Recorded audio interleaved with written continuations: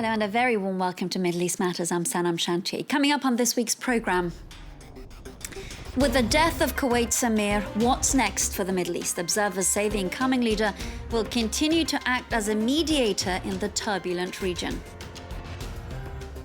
Beirut's Syrian refugees are hugely caught up in the blasts that ripped through the capital.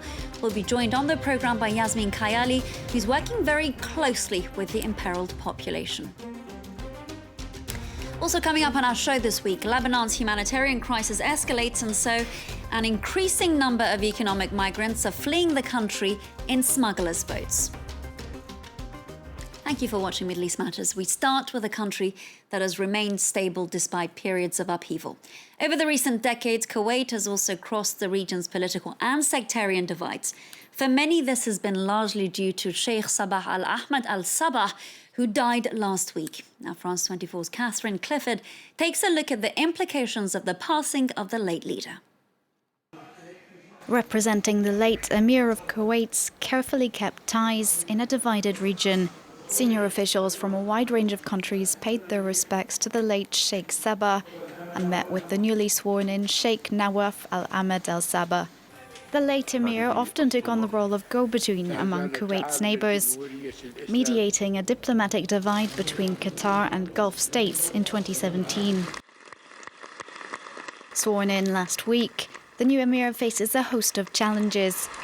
Analysts say he'll likely face increased US pressure to normalise ties with Israel, in line with decisions made by allies the UAE and Bahrain. This would be highly unpopular among the Kuwaiti public.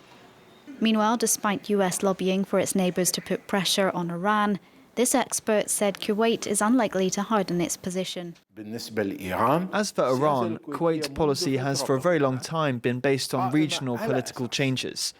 It's irrational to enter into a conflict just because there's a change in the direction of governance. In poor health, the new Emir is viewed more as a caretaker leader. He's tasked with selecting an heir apparent within 1 year, with a decision to be ratified by Parliament. This analyst believes Kuwait's system of governance will keep a change in Emir from affecting the country's global stances. In Kuwait, the transition of power is a political and constitutional process that runs smoothly within a democratic framework.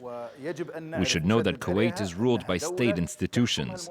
Despite some problems and fights between the authorities, the main direction of the state never changes with the change of leaders. But family tensions have been unfolding behind the scenes around who will take on the role, with some members accusing others of corruption and political conspiracies.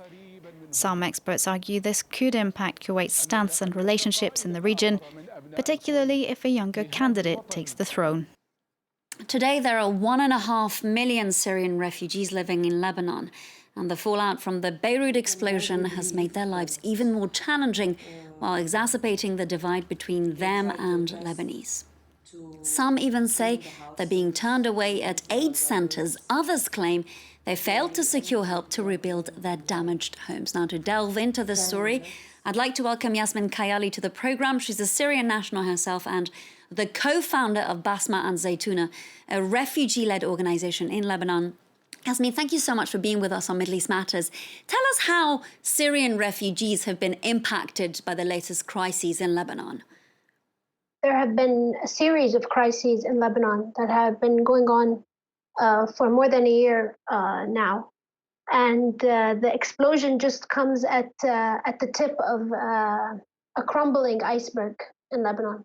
And of course, whenever you have these kinds of crises, the most impacted communities are usually the most marginalized communities, which also happen to be the host communities for Syrian refugees. And so it is very much felt. So when you had the economic deterioration and the hyperinflation, the loss of jobs, you have in Lebanon more than 1 million daily workers. These daily workers need to work every day in order to put food on their table. And a lot of these happen to be Syrians, refugees, and also marginalized communities. And so from the outset, even before the peak in the COVID that we're seeing right now, there was a loss of income by all of these families. So they're facing multiple crises. What sort of help does your organization provide on the ground, if you can tell us very briefly? So from the very beginning, from when the Syrian refugees arrived in Lebanon and we set up the organization, we've been working relief, education, development, protection, and livelihoods, okay? And this has been our focus. And we always wanted to divert the work to be more strategic and more developmental in order to empower the marginalized communities and the refugees in order to be able to stand up on their own 2 feet. But it's becoming so hard to minimize relief work. Actually, more and more work is being focused on relief and on the grants for relief, as families are not even able to feed their children.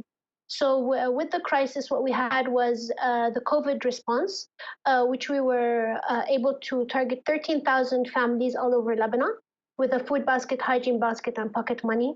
And now with the latest crisis with the Beirut explosion, we have a multifaceted response, which entails a refurbishing of homes, relief packages, refurbishment of livelihoods and small and medium businesses, and psychosocial support. So, of course, your organization is having some challenges in terms of raising these funds. But how do you make sure that both funds and aid are trickled down to individuals and not really diverted in a country that's notorious for missing money? Well, for sure, everybody has heard the call by all civil society in Lebanon for donations and all grants to go directly to organizations rather than be funneled by official channels. Which we know the money will never reach those most in need. And the way that we do it as an organization and as several other organizations that we're partnered with on the ground, we assess the situation, we assess every single beneficiary before we designate them as a beneficiary of this specific program, especially at a time when there is so much need. You cannot say that nobody is in need, especially in the areas where the explosion happened. Or the highly marginalized areas like Tripoli, like the south. There are many areas other than just the explosion area where people are really feeling the brunt of this crisis. But you have to designate the criteria upon which you will give the aid and stick to that criteria. And of course, Yasmin, you're also helping other minority communities inside the country as well as Lebanese people. Yasmin Kayali, thank you so much for sharing those insights with us and, of course, drawing attention to such an important cause. Now, staying with Lebanon, with the country's political, economic and humanitarian crises escalating, a growing number of people are boarding smugglers' boats bound for Cyprus. That's 21 vessels in 2 months alone, according to the UN. And it's a perilous journey across the Mediterranean, which for some has proven to be deadly. Here's Linda Tamim with that story. The situation has never been so dire in Tripoli, Lebanon's second largest city and one of the poorest and most neglected. 27-year-old Mohammed was one of the many who tried to escape to nearby Cyprus along with his cousins aboard a rickety fishing boat. They were reportedly stranded in the middle of the sea for 8 days without food or water before the boat was found by UN peacekeepers off the coast of Lebanon. Out of 50 passengers, 36 were found alive and 6 are still missing, including Mohammed. His family is desperate to find him.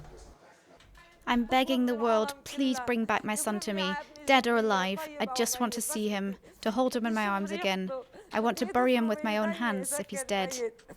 My son was escaping poverty. He's been jobless for years. 2 of our family members passed away and 2 are missing. It's a disaster for us.